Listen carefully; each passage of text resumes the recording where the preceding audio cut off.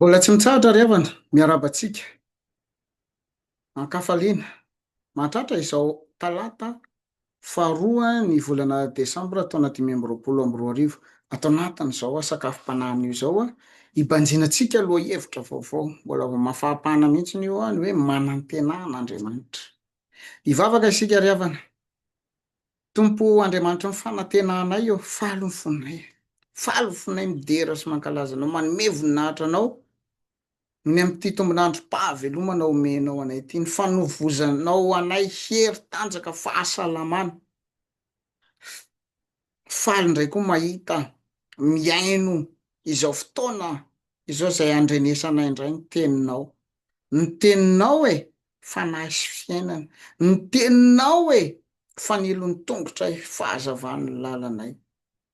Te azo an'izany zay tompo. De mitenena aminay ary fa vonina ny aino anao izay mpanomponao amin'ny anaran'i Jesosy Kristy. Amen.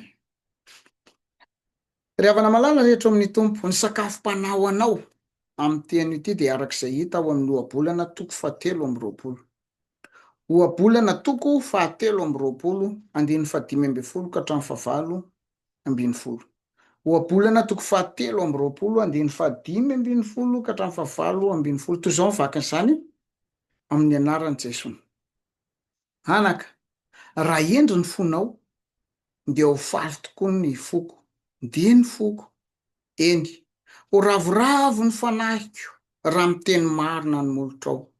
Aoka tsy alina ny mpanota ny fonao, fa matahora any Jehova mandritry ny andro. Fa raha mbola hisy koa ny farany, dia tsy ho foana ny fanantenanao. Amen. Ray masonao manamasinanay amin'ny fahamarinana, ny teninao no fahamarinana. Amen. Anapaka amponareo ny ry havana malala rehetra amin'ny tompo ny fiadanan'i Kristy. Amen. Ny bokin'ny ohabolana dia maro ny olona no miteny hoe bokin'ny fahendrena io bokin'ny ohabolana io. Ary i Solomona sy ireo olon-kendry jiosy tamin'izany no nanoratra an'izao bokin'ny ohabolana izao. Ary tonga lasa nampiasain'ny Israely izy io ho boky fampianarana fiainana momba ny fitondran-tena, momba ny fitiavan'Andriamanitra, momba ny fanabeazana, momba ny fitondrana ny fon'olombelona. Ary asehon'ny ohabolana eto zany fa ny fahendrena de tsy fahaizana fotsiny ihany, fa io de tena hoe toe-panahy sy fifandraisana manokana amin'Andriamanitra. De Andriamanitra manome anao ny fahamarinana ao anatin'izany. Amin'ity toko 7:20 ity ry havana dia manao fampitandremana ho an'ny zanaka ny mpanoratra izao ohabolana izao. Manao fampitandremana ho an'ny zanaka. Ary ny zavatra teneniny ao de izao: aza mamela ny fonao hivily. Aza mamela ny fonao hivily. Aza manaraka na hoe aza manaiky na hoe aza mialoha ny fakapanahy. Aza mitady ny fakapanahy. Ny fahatelo de zao hoe aoka ny fon'ny zanaka ho faly amin'ny fahamarinana. Aoka ny fon'ny zanaka ho faly amin'ny fahamarinana. Zany no fampitandremana ambaran'ny Solomona ato amin'ity toko 7:20 ity. Ndao jerevantsika izany rehetra izany ry havana. Solomona de miteny amin'ny zanany, zany hoe miteny amin'ny mpianany ara-panahy zany, hoe raha miezaka amin'ny fahamarinana ianao de faly ny foko. Zany hoe rehefa miezaka ianao handeha amin'ny fahamarinana, mahafaly ny fon'Andriamanitra izany. Raha mandeha amin'ny fahendrena ianao dia mahazo fiainana.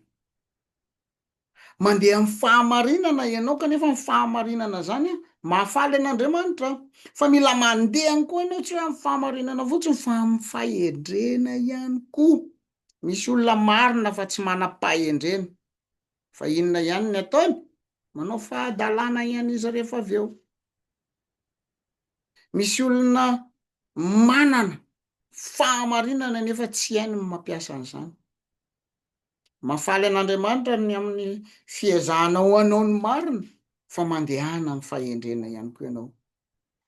Nisy ry havana ny tamin'ny siècle de lumière natsoina hoe filôzofia.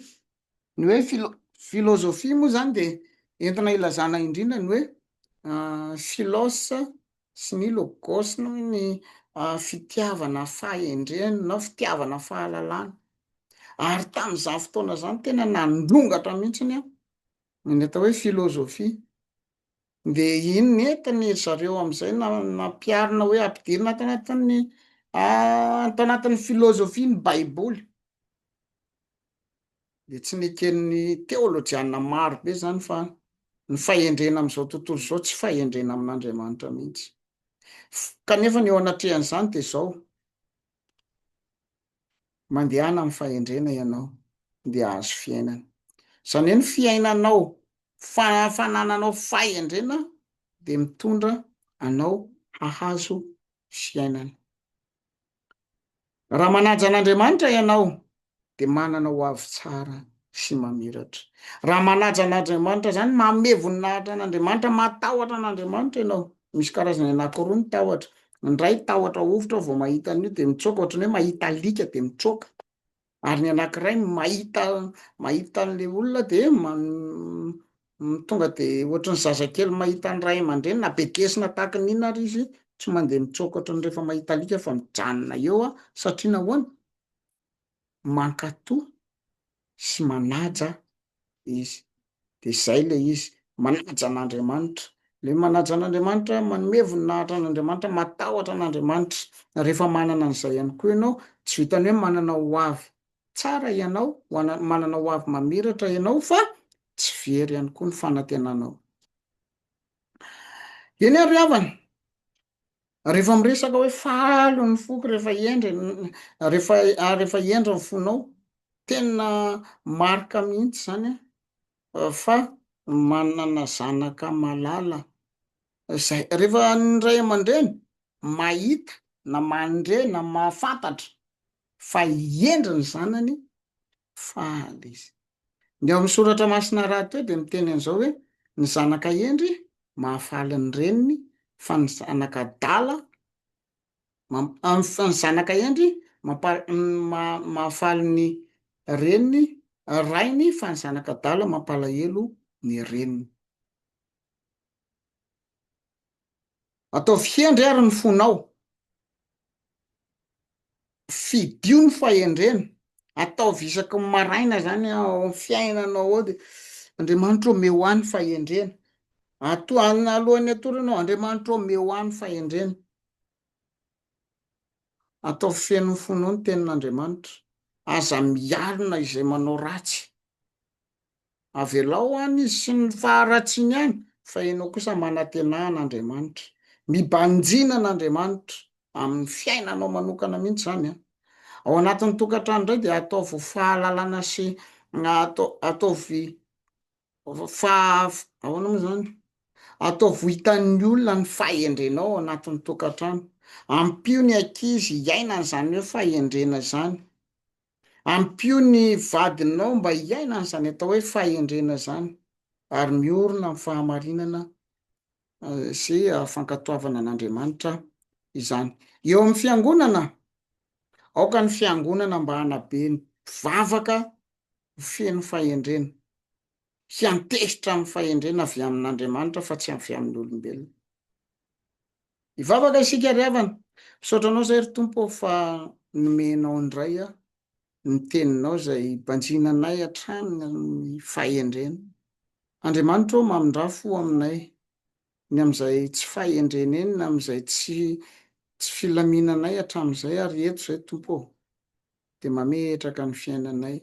Eo ampelatananao, meo anay ny fahendrena Andriamanitra ô, meo anay ny fahamarinana sy fahendrena, hanananay fiainana tsara miaraka aminao amin'ny anaran'i Jesosy Kristy. Amen.